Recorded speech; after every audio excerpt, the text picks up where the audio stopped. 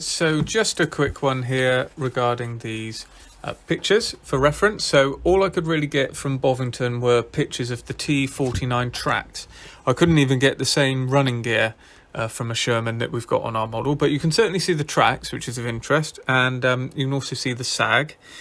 So the Soviet Army received just over 2,000 of these M4A2 75s. Now these are the dry type, which is to do with the storage of the ammunition.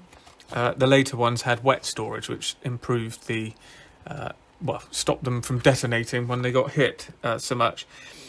So it was used all over the Soviet Union, and I've managed to find a few pictures of actual Russian ones with the correct type of track later on in this video. They are just scoured from the internet. They're not my pictures, but the pictures of the tracks are, and they'll be put up on the Patreon page as usual. So the Sherman is a very popular tank and a well-known tank, but there's a lot of confusion around the variants, and I'm not an expert by any means, and I'm not sure that I've really got a grasp of it yet, but it looks like in this boxing we've got parts for the 76 version as well, which is the upped gun version. It's a different turret and it's got a 76mm gun in it, and I can already see that there's a cupola and a few other bits that are left over that are going to be used on that, so I'm imagining Zvezda have that coming down the line before too long. It would also be nice if they stepped away from that and went back to some of the American ones, so it'd be nice to have a cast hull like an M4A1, some of the ones used early in Normandy, and then move on through. So we'll have to wait and see on that, but it's a very good kit, very interesting. The next part, the second part, which brings the build to an end, is coming up on Thursday, so stay tuned for that.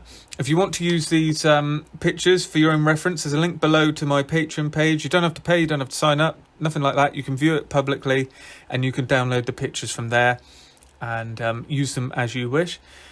As I say, I've got quite a lot of reference for a lot of the builds that are coming, and a lot of it's better, but some of these have been quite specific that we've been doing recently, so it's hard to find the actual exact type of vehicle down at Bovington. But it does look like the bogies and the actual wheels on the bogies do look like what we've got in the kit, but it does seem to have a different sprocket.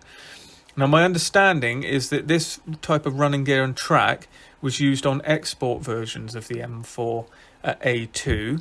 So the ones that the British had, some of the Canadians and the Soviet ones, and the French ones as well. Some of the Free French Army had it as they landed in Normandy. So those type of tanks seem to have this type of track, which is an all metal type. The rest seem to be having more rubber blocks in the tracks, or for different types of tracks as it goes on through. So just something to bear in mind.